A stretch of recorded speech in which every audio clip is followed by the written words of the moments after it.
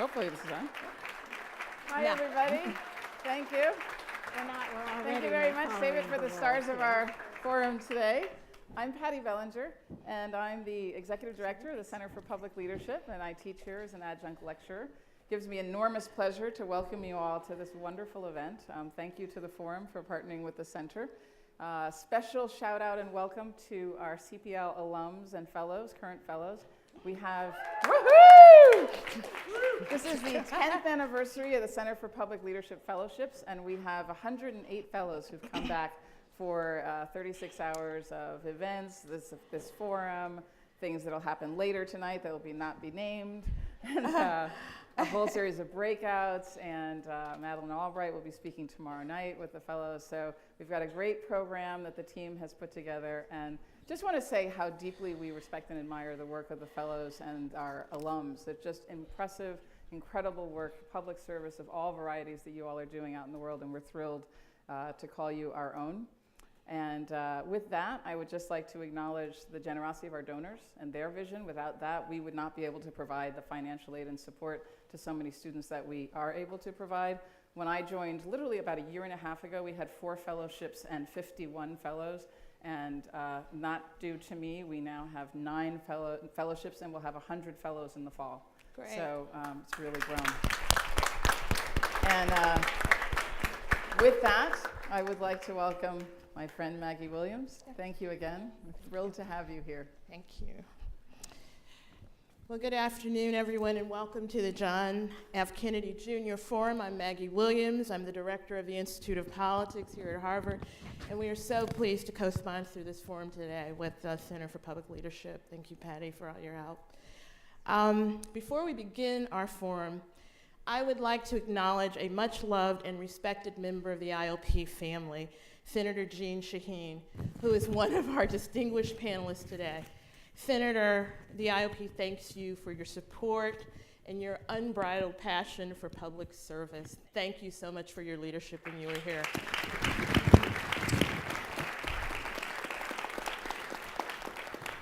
Today, Jay will lead a discussion that tracks closely with a book she is writing, which explores the sociological theory of critical mass, the minimum number of people necessary to start a sustained change. Her book and this panel consider the impact of having 20 to 30% of women in any working environment. Now, I want to tell you a little bit about Jay Newton-Small, who is currently a fellow here at the Institute of Politics. She is the Washington correspondent for TIME. She joined TIME in 2007 to cover the Democratic side of the 2008 presidential campaign, traveling with Hillary Clinton and Barack Obama. We remember her. She has also covered the White House, Congress, the 2012 Republican presidential campaign. She has been on assignment for TIME in Iran, Iraq, Jordan, the UAE, Ethiopia, Haiti, Indonesia, Australia, Canada, and Europe.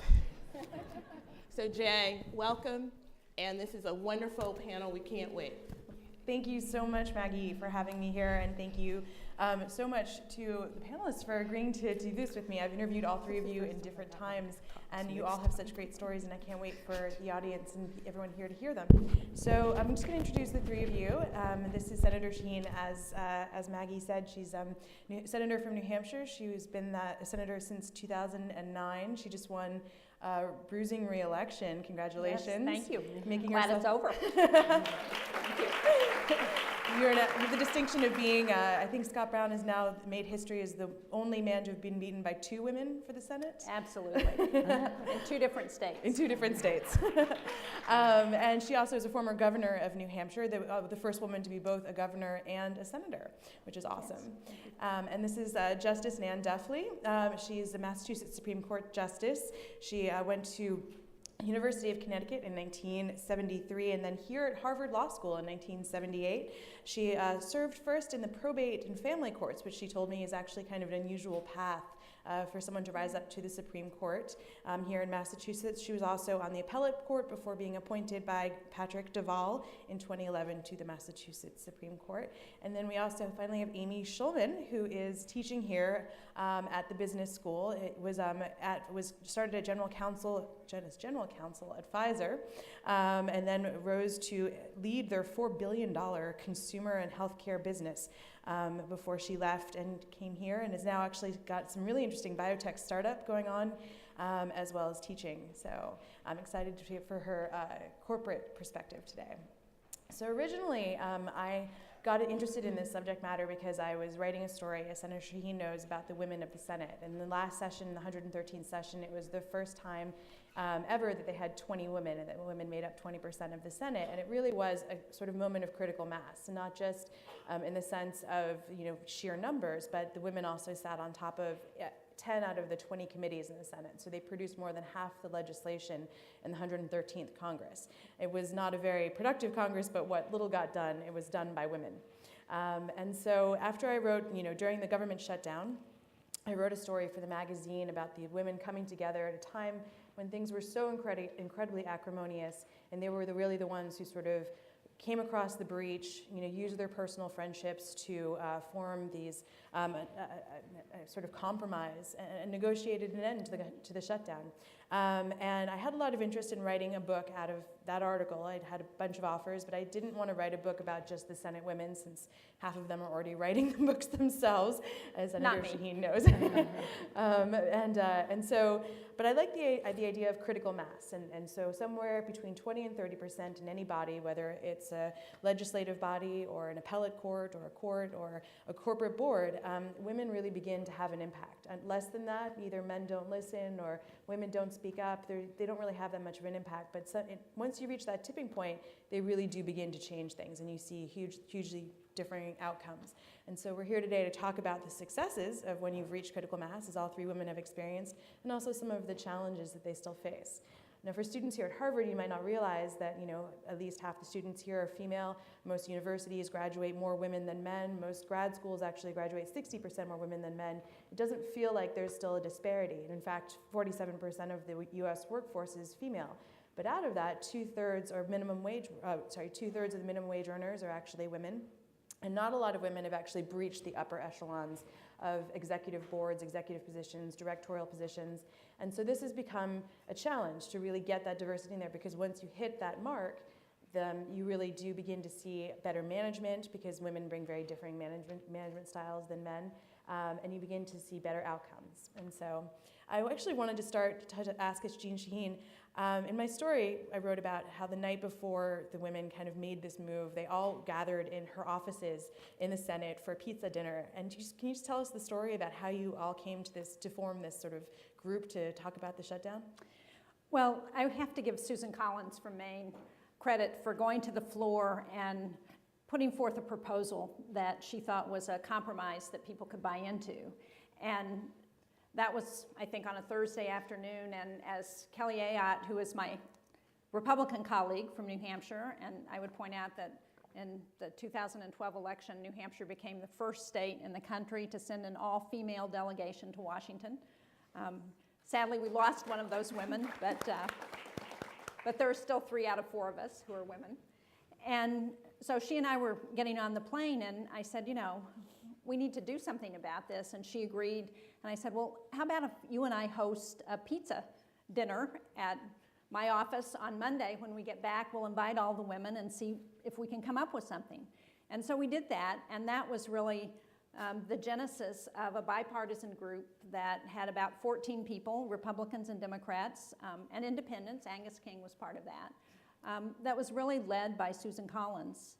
6 of us were women, which is a bigger than usual percentage of women to be part of that. And we didn't actually come up with the solution to get the government up and running again. But I think it was our efforts that really pressured the leadership on both sides of the aisle to come to some agreement. We had decided we were going to give them until a certain time on a certain date, and if they hadn't come up with their solution, we were all going to hold a press conference and offer our solution. And sure enough, I think our deadline was 3 o'clock. At 1 o'clock, they held a press conference to announce that they'd reached agreement and the government was going to reopen. So it was, I think, that relationship that the women in the Senate had, that we trusted each other, we knew each other, we were able to say, we can find a way out of this because we can find a compromise. And actually, can you just talk a little bit about, you have monthly dinners, right? I mean, and how does that bring you together, and how do you get, you know each other pretty well, right? We do. They're really about every other month, and they started back when Kay Bailey Hutchinson and Barbara Mikulski actually started them. They were the senior ranking members on their sides of the aisle, and they decided that they really needed to get together and share their experiences, because at that time, I think when they started, there certainly weren't 20 women in the Senate. There were fewer than 9, I believe. And they said, we need to get together and share our experiences, our frustrations, just to have an opportunity to talk about how we're feeling about things. And so they didn't start out as an effort to address business in the Senate. They really started out as a way to form relationships, and that's what they've continued. And we go by Mikulski's rules that whatever is said at the dinner stays at the dinner. So none of our male colleagues ever hear what we have to say about them, which is a good thing. But what they've really allowed is for us to have a relationship where we can trust each other. And as we all know, we don't have to agree on everything to be able to get things done, but you do have to trust each other. And that's an element that is too often missing in Congress and in the Senate. I mean, especially now when most people don't really know each other anymore, right? Everyone sort of runs home as soon as the legislative week is done. They don't live there anymore. That's you don't right. meet each other anymore. So it's really only the women that kind of know each other very well, right? Well, I think we're the only sort of informal, formalized effort to meet on a regular basis across party lines. Ever have any men try to join the club? No, I'm not sure they would want to be there. So Justice Duffy, when we spoke, you talked about the importance of diversity in courts. Justice Duffy is a former head of the National Women's Judges Association. I'd love to just get your sense of, in your own experiences, how having women on courts has changed perhaps the way the court functions or the way the court comes to decisions, and any kind of cases that might illustrate that. Yeah, I had difficulty answering it the first time you asked me that question, and I still do. So maybe I'll start with the idea that for me, and I think for other women who I've talked to in the National Association of Women Judges, we just had a sense that it was important for society to see a diverse court.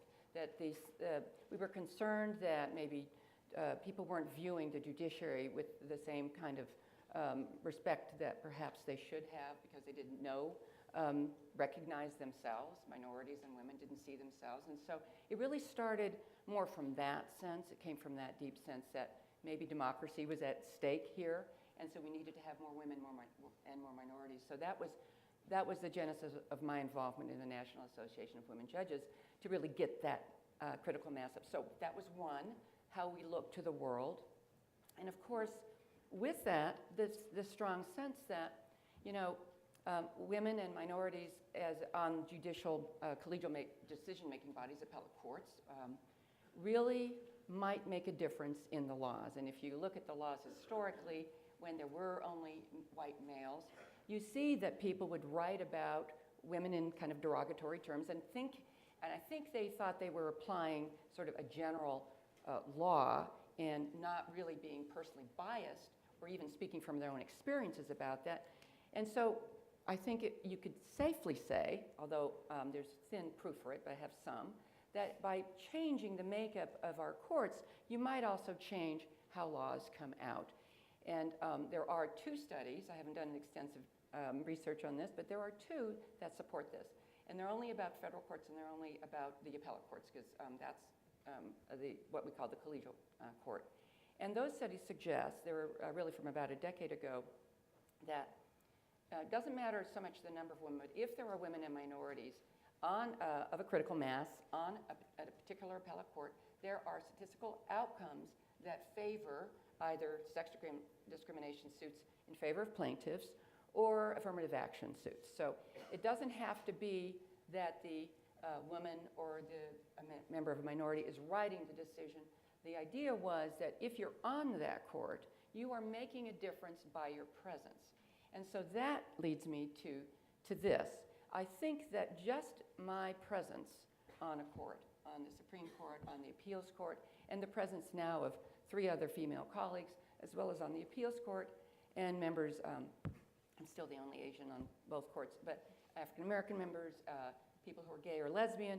That really has made all of us more, I think, conscious when we speak, as we do in our consultation room, about how a case should come out.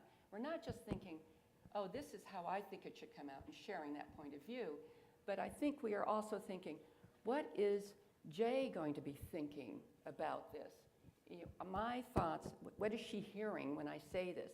Oh, am I really taking into account that she's an immigrant, or I'm an immigrant, which I am? Those kinds of thoughts, I think, are very important to all of us, and so I do think they affect decision making. And you had another question, but maybe that's enough for now. No. Well, you did talk to me about one case in particular where I think it was on the appellate court where you said that you didn't feel that the men really understood that, I think it was someone was bringing, it was a stalker or somebody who had a restraining order put against him, and he brought flowers to a woman. Oh, yes. Yeah, and that the men was like, oh, well, flowers, that's not much of a threat. And can you tell us about it a little bit? And I I can't tell you it's because I'm a woman. I've never also been abused, so I couldn't, but I had an experience much experience on the probate and family court at that point in time. So a lot of it is experience rather than gender or race or ethnicity. But that experience led me to realize that women who are approached by abusers, even with a seemingly friendly thing like a rose, it's frightening. So I did, and I don't know if that's a gendered perspective, but I had that perspective to bring. And there was one other, and I don't know, again, if I'm speaking from a gendered perspective or not, but our 25-member court, I'm trying to give you how many people there are so you don't figure out who I'm talking about here. But the issue had to do with what is aggravated rape, and whether beating someone in the context of rape couldn't be an aggravation of the rape if it happened afterwards, because, and this roughly fell into male-female, not entirely, of course, nothing really does, but it seemed to me and to us when we talked about it that there was a stronger sense from the male side that, well, no, rape's about sex, and so if it's about sex, this isn't an aggravation, whereas I and others saw it as not a sex act, but a violent act. So yes, it was. So I can talk about this because these are fully represented in published opinions, and the SJC, I wasn't sitting on it at the time, agreed. So, but that I thought was a representative of what you're really talking about. And Amy, so you obviously have had experience in the corporate world, and you've been on corporate boards, although you say that most of the boards you're on, you're still the only woman. But as a woman who rose through the ranks in the corporate world, I mean, there hasn't been as much advancement in the private sector as there has been in the public sector. All 3 branches of the government are reaching critical mass about the same time around now. So you have about 30% in the administration, about 35% of federal courts are women, and 20% of Congress, whereas the corporate world is sort of stuck at 17% and has been for more than a decade. Stuck at 17%. Do you just want to talk a little bit about why you think it might be stuck? So it's really interesting because as I was listening to both the justice and the senator, one of the things that really struck me is how profoundly differently those dynamics play out in the corporate world. Because in the corporate world, if you are seen as the emblem of a point of view, that's actually probably going to hinder your ultimate chances for advancement. And so as opposed to kind of, well, we have heightened sensitivity because Amy's speaking from the perspective of, a straight white woman who's also a mommy, or, so-and-so speaking from the perspective of an African American or a lesbian or an immigrant, that would actually not be positive. Right? So it may be what the prevailing kind of norms are thinking in the back of their mind. Oh, there goes Amy again, speaking from a women's perspective. And that isn't helpful. So that sensitivity, to the extent that it makes people kind of speak less freely or question their assumptions, makes them self-conscious, and that doesn't make them necessarily want you to be part of the conversation. So I think that dynamic of critical mass, to me, is what allows for authenticity, because then instead of being seen as kind of the epiphenomenon, you're actually free to express the range of points of views that you may have, and it's harder to marginalize you. And conversely, as I got more senior, I think the question for women is, at what point do you spend that political capital that you've amassed? So you clearly have it by virtue of being around the table. But there's this tremendous anxiety that if I spend it, then I'm going to be reduced to that.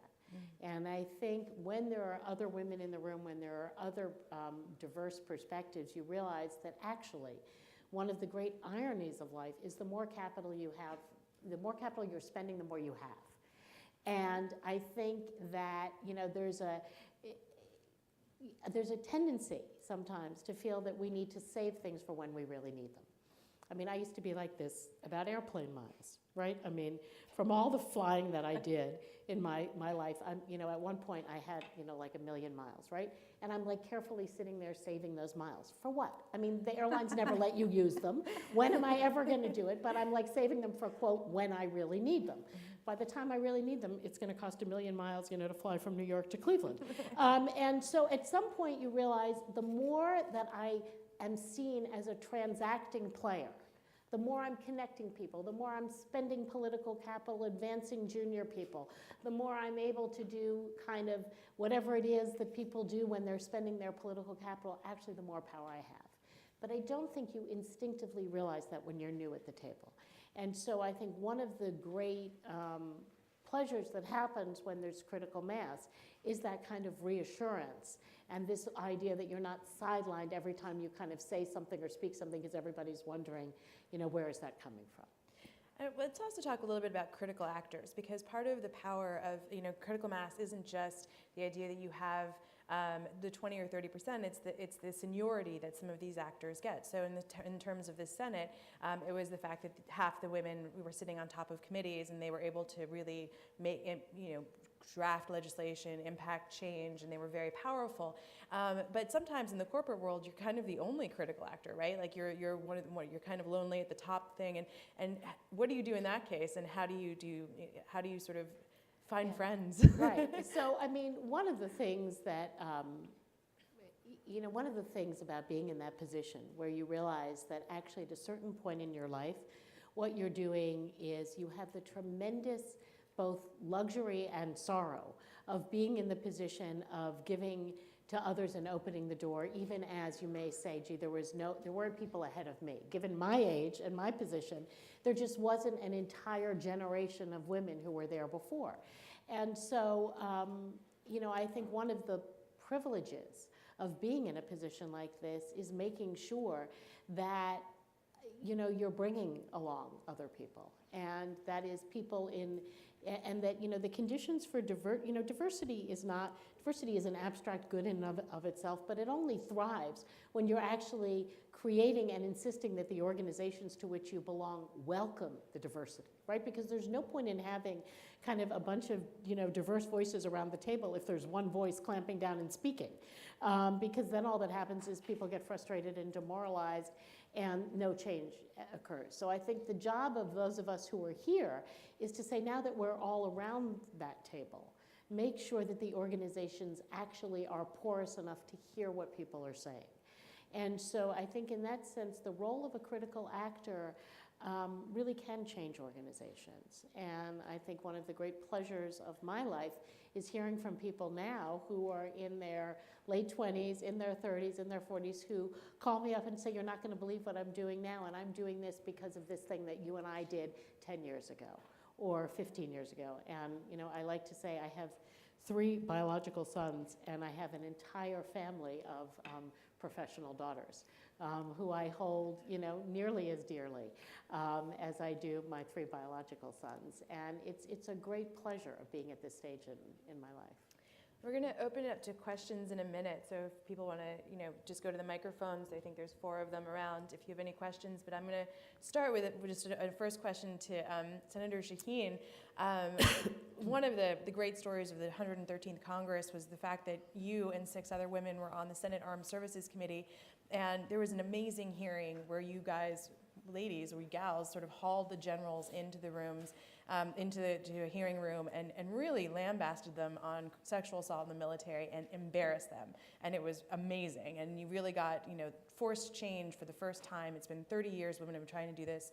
Forced change for the first time in 30 years to get them to sort of be responsible and clean up their act on this stuff. Tell me a little bit about this and what it was like, and how did you guys decide, okay, we're going to bring them in and do this together?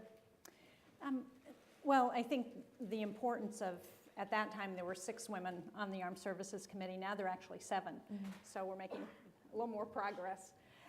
But I think it was having women there who could stay focused on that issue, because as you point out, most of us, well, some of you are too young, but many of us here remember the tailhook scandal in the early 90s, and things had not changed. So there was a commitment to change things. There was a zero tolerance policy on sexual assault in the military. But in reality, the same practices kept coming back. And so I think the women on the Armed Services Committee just decided that it was time, and that we were going to keep that as an issue that we're concerned about. It's bipartisan. Everybody agrees we should not have sexual assault in the military. And that we were going to use every opportunity to try and address that issue. So the hearing was interesting, and it's an interesting, there has been coverage of that issue that has focused on the differences between Claire McCaskill, Senator from Missouri, who had one bill to deal with the issue, and Kirsten Gillibrand from New York, who had another bill to deal with the issue. And some of the reporting on the differences in those 2 bills had more to do with speculation about how it was the women who were supporting the legislation, and it was these differences among women, and Catfight yes, was one of the headlines. And that is a real disservice both to the issue and to those 2 women. I happen to be a co-sponsor of Senator Gillibrand's bill. But the reality is everybody was committed to addressing the issue. And if there had been 2 men with 2 different versions of how to address the issue, we would not have seen a headline that said catfight. So it comes back to your assumption that we have critical mass in Congress and in the Senate. And I would argue that we may not be there yet. When I was here at the IOP in 2005 and 6, I did some research around women in political positions. And one of the things I remember is that if you compared the United States and the number of women in our Congress, our parliament, to the world, we were 64th in the world in terms of the percentage of women. Now we're 75th. So while we have made some gains, we do have 20 women in the Senate. We elected 2 more women in this last election, but we also defeated 2 women in the Senate. But we only have 19% of the women in Congress. More women than ever, but it's still only 19% of the Congress. So I think we're making progress, but it's too slow, and there's still too much to do. Great. Why don't we start with some questions? Hi, my name is Megan Walsick. I'm a senior at the college, and my question is for Senator Shaheen. I'm from Dover, New Hampshire. All right. Yeah. In 1998, you came and visited my kindergarten class at Garrison Elementary School. Good. And I'm really not that old. And it was a big deal because it was the first public kindergarten class in the city of Dover, as you probably remember. And my question for you is, now that President Obama is making these pushes to expand to public preschool, what steps do you think we need to take in the Senate, either from this critical mass of females or just in general, to really see this come to fruition? Well, I have a great story about my visit to Garrison Elementary, which I think you all will appreciate. It was not too long after I got elected governor, and I had run on a platform that said we should provide public kindergarten for all young people in New Hampshire. It was one of the few states that still didn't have public kindergarten for everybody.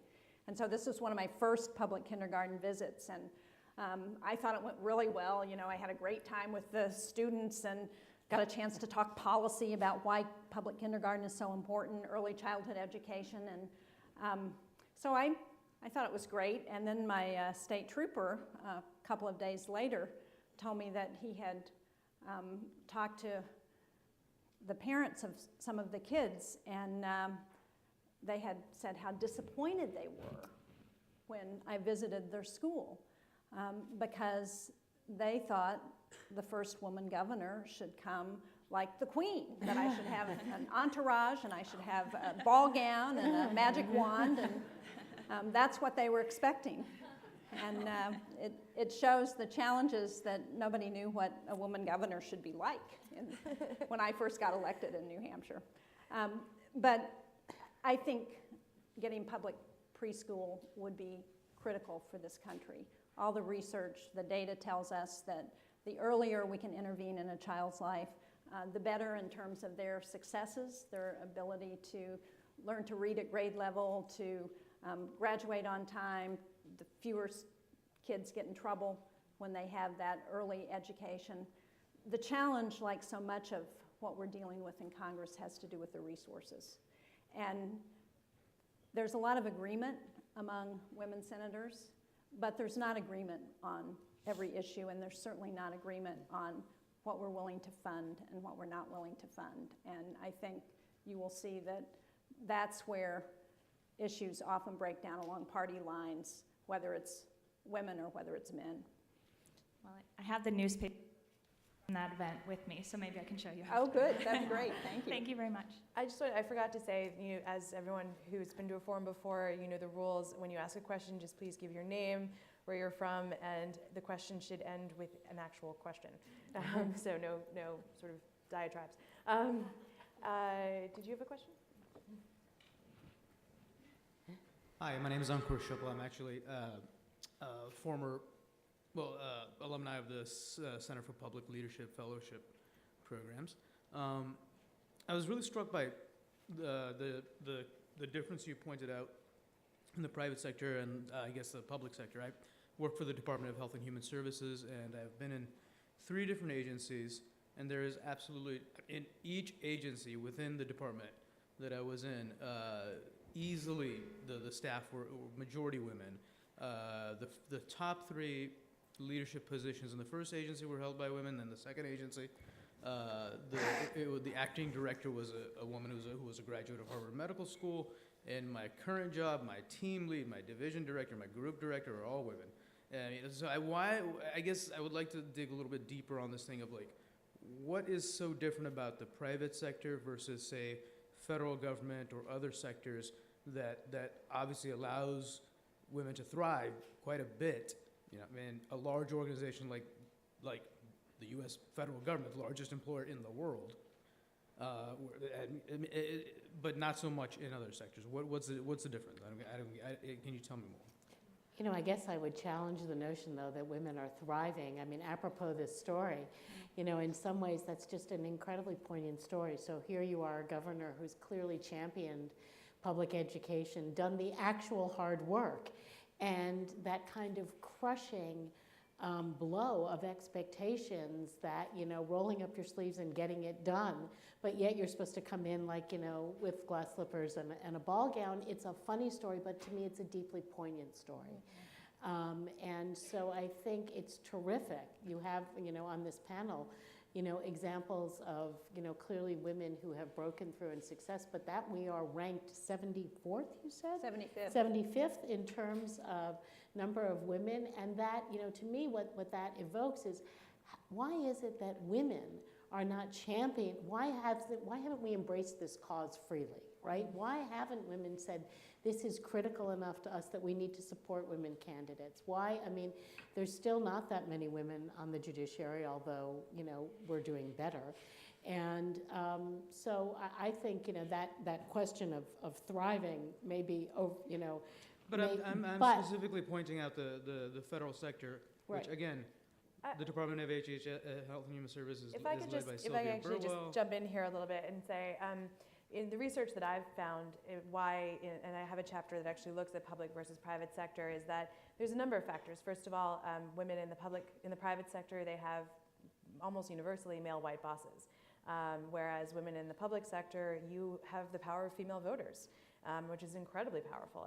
And so you have presidents that are forced to appoint federal judges and secretaries of in the cabinet and all kinds of nominees who are women because women voters expect that of him. And you also have there's also sort of, and I love New Hampshire for this, it's a great story of like the barriers to entry, I think, for public service is a little bit less than the barriers for private service in the sense that New Hampshire is one of the most representative democracies that we have in our state, since there's something like 600 members of the state legislature. Now you exaggerate. How many? New Hampshire has 400 members of our House. We have the third largest legislature in the English-speaking world after the British Parliament and the American Congress. Okay, so 400, there we go. So it's a very small leap to go from school board to, state representative, and it's a part-time thing. You can be a mom, you can have kids, you can sort of do that, and then you can get as involved as you'd like. You can, if your kids go off to school, you can start, becoming committee chairs, and then you can advance to be governor or senator, and that's why there's so many successful women in New Hampshire. It's a great state in terms for female representation. And our voters are smart too. They are actually a huge, as a journalist, I can say they're an enormous pleasure to talk to. When I do early primary states and presidential elections, Iowa, New Hampshire voters talk about policy, and then after that, everybody's like, well, I kind of like that guy. I don't really like the other guy. So they don't know anything about what's going on. But and then the third thing is that you see a lot of women who you almost wish it wasn't this way, but they sort of say, well, I'm missing my kid's game, but it's okay because I'm voting on Iran sanctions, or I'm voting on something that's critically important to the future of our country, and so therefore it's okay if I'm missing something of my child's life. Whereas you don't see a lot of women in the private sector saying, well, I'm missing my kid's game because I want to make $1 million deal, and I think that maybe there should be more women who want to do that, frankly. There is that difference too in the legal profession. I mean, we're edging up. There are more and more women being appointed, and so the percentages are up, but they're as flat in the partnership level as they are in corporate America. Yeah. It's flat 14, 17, I think it is at this point. Yes. Yeah. Just and it's and we approach, I'm going to say we now, we in the legal profession, in the judiciary and in the law broadly, I mean, this is a big problem. It seems entrenched. I don't know yet the answer.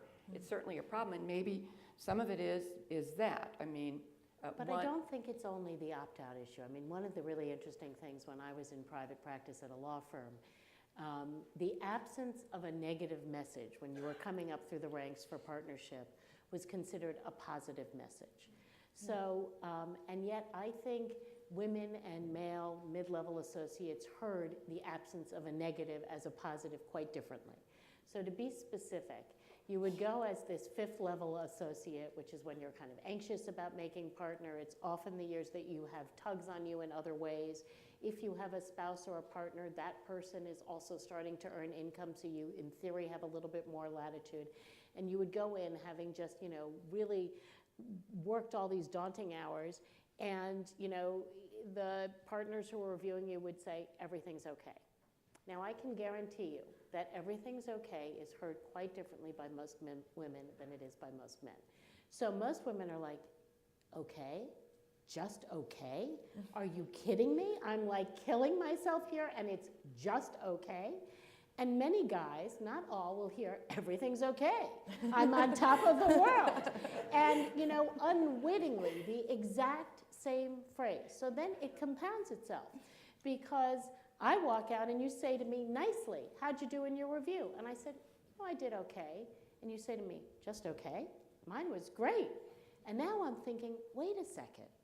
I thought we were kind of both doing the same. How come his is great and mine is just okay? And you start thinking, hers was just okay. Maybe I don't want to kind of keep on working with her, because if she's not on the partnership track, that's not going to help me so much. And so from this completely, allegedly neutral message, things start spiraling quite differently. And I'll give you the one other thing that's lately been obsessing me is so-called neutral performance evaluations, right? So that there was a study done recently that showed that when women are given kind of these 360 evaluations, their performance is assessed on characterological flaws. So like, Amy needs to be less shy. That that would probably not be a critique people would say about me, but in theory, Amy needs to be less shy. Whereas with a guy, they would say, Joe needs to speak more. So it's a behavior that he can fix. It's a character assessment on my part. That's why the story of the ball gown is so poignant to me. And so then that starts getting built in. And so for me, the questions of kind of the opt-out, I think there are plenty of good reasons to choose not to want to climb the corporate ladder. And there are plenty of people who, for lots of good reasons, don't find the pursuit of that meaningful. But I don't think it's as simple or to say that women choose not to do it, disproportionately for those reasons, because I think there are many countervailing pressures in terms of how the supposedly neutral evaluation process gets played out, how neutral words get heard differently, and an entire set of things start spiraling. And this is what I mean about organizations needing to take responsibility for helping people to hear this messages in the way that we intend them. So I don't know if that... There's a great book that details exactly what you're talking about by a woman named Anne Valian called Why So Slow? And it talks exactly about that, about how a woman and a man can start in a corporate environment at the same time with the same background, the same education, and what happens over their career as they try and move up, and that kind of difference in the way women are viewed. Yes? Nadia Farjoud. I graduated from the college in 2013, and I work at Political Parity, a nonprofit, nonpartisan research organization working to advance women in politics. And actually, our research director sent me here as the ambassador of her question. She wants to know... Where is she? Writing her dissertation. Okay. If you had to choose between having a critical mass of women in office or a key women or key sets of women in positions of power, so the head of a committee, which would you choose and why? Interesting. Well, I'm going to just totally disavow the question. I think it's the wrong question. We obviously need both. When I was governor, I got to appoint the first woman to our Supreme Court. That woman is now the chief judge of our Supreme Court. And there are other women on the Supreme Court as well. So it's not about whether women are going to be in critical positions. It's about how do we make sure women are in critical positions and that they can influence the environment so that other women can get there too. Anything else from, okay. Yep, up here. Oh, okay, that's working. Hi, I'm Sarah from Charlotte, North Carolina. I'm a freshman at the college. And my question is that we've talked a lot, both in discourse and at this forum, about women at the top. And I want to know what ideas you have on what I've heard Senator Gillibrand refer to as sticky floors with women on the bottom, I guess you could say, facing pay inequality and things like racist sexism and working to take care of families and things like that. What can we do as people and as women to support the average woman? Anyone want to take that? Were you looking at me? Well, I think it's a hard question for a judge. Are you talking to me as a woman or are you talking to me as a judge? I mean, one of the wonderful things and why I'm so glad to be and have the job that I have or have had so long is that you can actually make a difference. You can in your job too. You can make a difference in the way the one-on-one decisions that I made when I was on the trial court for 8 years. Every single person who comes into my court, I can make a difference in their lives. On the appellate court, and now, make big changes in how the laws are interpreted to benefit or not people who are affected in that way. So that way, but not everybody can be on the Supreme Court, right, or the appeals court, or even be a judge. I mean, it's hard. So you vote. You vote. And that's why I think it's so important. In a bigger sense, I'll go back to this. We have a constitutional democracy, and I think it's at risk unless we have informed voters. So it's easy to say we vote, but you have to vote, and you have to be allowed to vote, and you have to be an informed voter. So we need those things, and we can all work to make sure that happens, I think. So I think it's great that the women here have broken the glass ceiling that so many women have. But until we're able to provide those opportunities for all women, we haven't succeeded. And right now, there are a lot of things that we need to address in the workplace, structurally with the way we support women and families that we have not addressed. So we need to raise the minimum wage. We need equal pay for equal work. We need to provide retirement benefits for all workers in some way so that everybody can opt in. You know, I think it's terrible that we do not provide maternity leave, paid maternity leave for federal employees. That's just not acceptable. Up here? Hi, my name is Carolina, and I am a sophomore at the college. And my question is for the senator, and it kind of ties back to the question that was asked just before. And it regards the issue of imposing legislation on gender equality in the workforce. So we've seen how countries in the recent events, like Germany, they passed legislation which imposes a quota on company boards for women. And I just wanted to ask what you see the future of the United States being regarding this issue of passing legislation and what the major challenges to it are. We may want Amy to give us her insights on Quotas. I think it would be really hard to get that kind of legislation passed. You know, one of the reasons that we're falling farther behind in terms of number of women, if we look at the world, is because it's harder in our constitutional democracy to pass those kinds of quotas and be successful than it is in a parliamentary system where they can say, you know, your slate has to have 20 women on it, or 20% of your slate has to be women, or you're not going to get the funding to run for office. So I think we've got some barriers that make it more challenging to do those kinds of quotas here in the United States. I want to talk about. Yeah, and you know, it's an interesting body of research about whether those quotas will in fact change the behavior of those boards. So, I mean, it's an experiment I think that many of us are watching with great interest, because the academic research on quotas on European boards is at least mixed currently. I would probably say there hasn't been enough time yet to play out, but there's a large number of female academics who are staunchly feminist who say in Europe these quotas haven't changed the behavior, because actually it keeps the women there in a box because they're there because there's a numeric quota. There are other people who say, okay, yes, but let it play out a bit, because over time the mass will change. One of, I think, the great things actually about Pfizer's corporate board were there were 4 women on it. And I think that changed over the time that I was at Pfizer, and I was able to see it really actually change the dynamic and the tempo of the board. So I am a huge believer that corporate boards need to have you know, larger numbers of women. I don't know, given our history and our style of democracy, whether that would work, and I don't even know yet whether I would say it's working in the Scandinavian countries that, you know, first pioneered it. Sarah? Hi, I'm Darren. I'm in junior college, and I'm from Dublin in Ireland. And I just spent I spent 6 months last year working for an organization that trains women election candidates. And one of the things that really struck me when I was doing that, I was the first man they ever hired, and I would go to a lot of meetings where I would be the only man in the room of like 40 women. And sometimes it kind of struck me that a lot of the work was preaching to the choir. And I'm wondering if any of you have ever tried to like get men on board with the issue of getting more women in decision-making roles. Oh, yes. We thought of it, actually. It's critical that we have men who support us.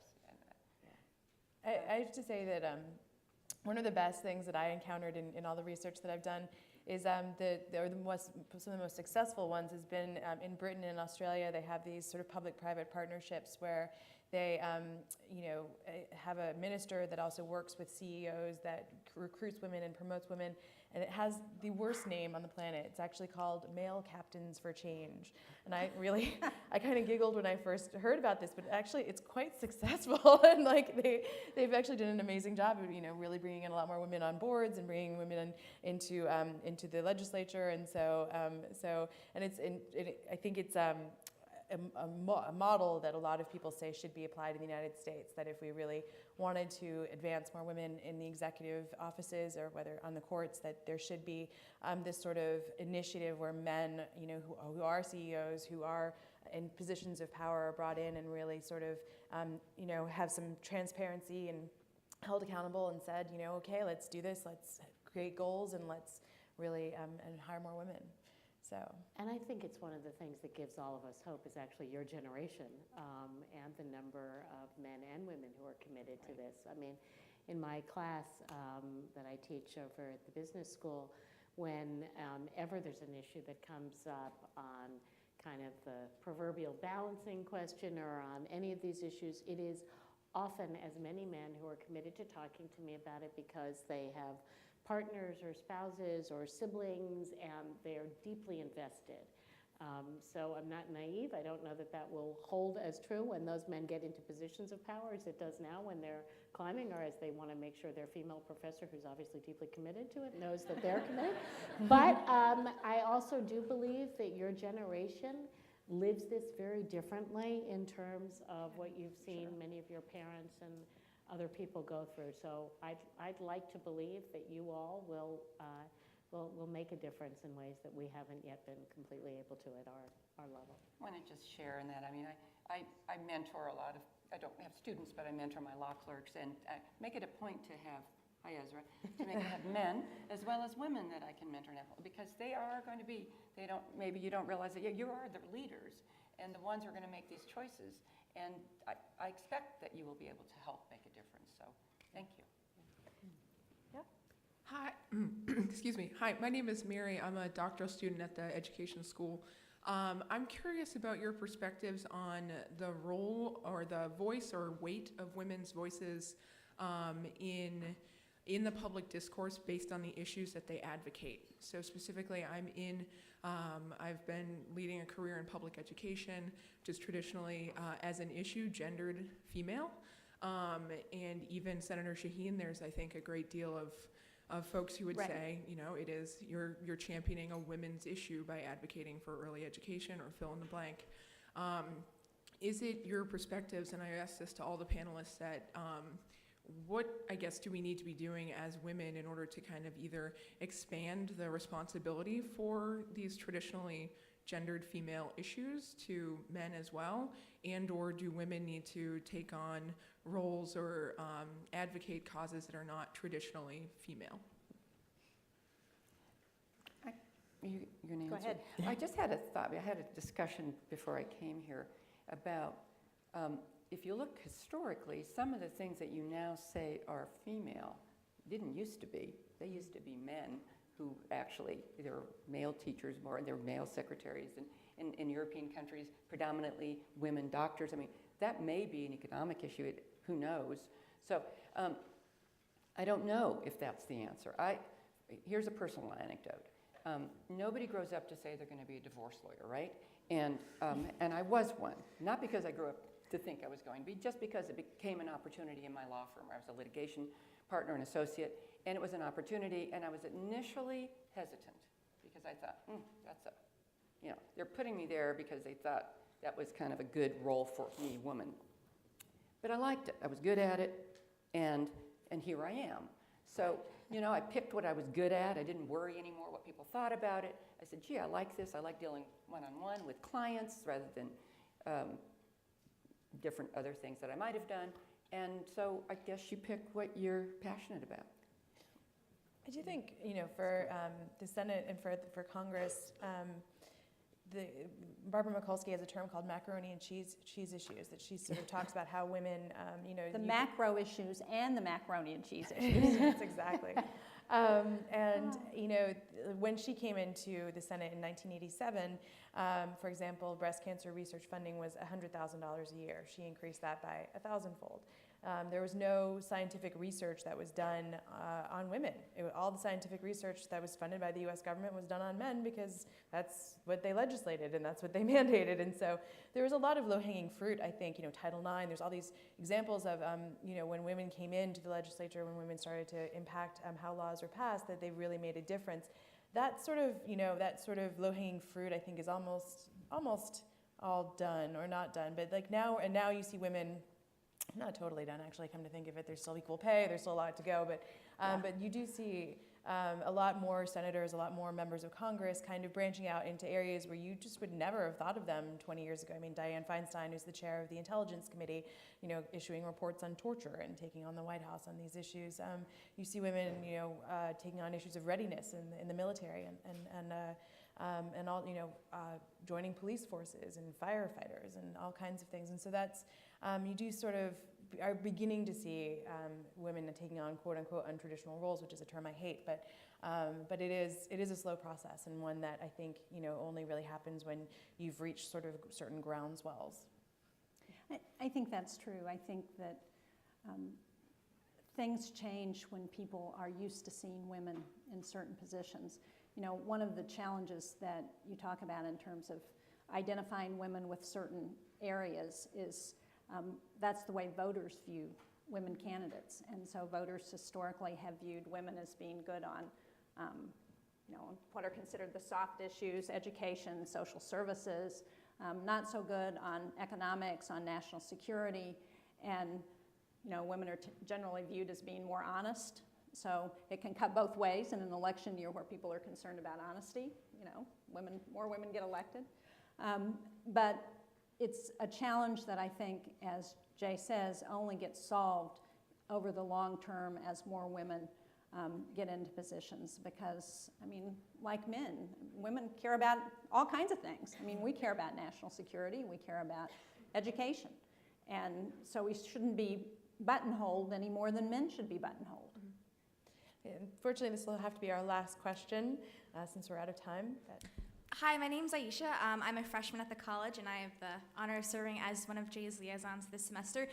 My question is just for all of the panelists, and what your definition of parity is, because we talked a lot about critical mass, but is parity when we have women serving in these untraditional roles, or is it when a woman can actually stand on a stage and maybe cry and show more emotion, or is it when a woman assumes is as aggressive as a male, or demonstrates these kind of masculine qualities? What is parity? It's when you can do all those things. Yeah? Yeah. I think parity is about making sure that women have the same opportunities as men. I have 3 daughters. One of my daughters is here this afternoon, and I want to make sure that she can do anything that any man can do. And if that's become president, then all right. If it's stay at home with her kids, that's fine too. If it's, go off and become an explorer, I don't care, whatever it is. Parity is making sure that women have the same opportunities as men, and that we don't have to have a forum when she's my age that says that's about women in power, because women have already achieved power.